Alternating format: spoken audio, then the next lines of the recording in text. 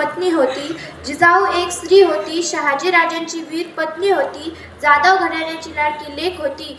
स्वराज्य घडवणाऱ्या स्फूर्तीची ती मूर्ती होती. आदरणीय व्यासपीठ, गुरुजन वर्ग व येथे जमलेल्या माझ्या मित्रमैत्रिणींनो, सर्वांना माझा नमस्कार. माझे नाव ईश्वरी रामप्रसाद ढेरे आहे.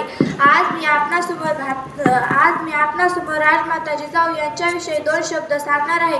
ते तुम्ही शांततेने ऐकून घ्यावे ही माझी नम्र विनंती. आज राजमाता जिजाऊ यांच्या जयंतीनिमित्त आपण सर्वजण येथे जमलो आहोत.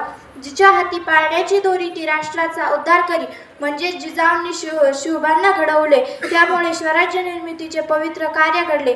जिजाऊ म्हणजे एक आदर्श माता, एक आदर्श मार्गदर्शिका आणि स्वराज्याची प्रेरणा, म्हणजे त्यांनी शिवरायांना घडवले, त्यामुळे स्वराज्य निर्मितीचे पवित्र कार्य घडले.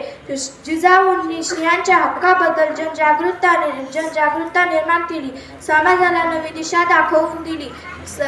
आजच्या पिढीने त्यांच्याकडून प्रेरणा घेतली पाहिजे. जाता जाता एवढंच बोलते की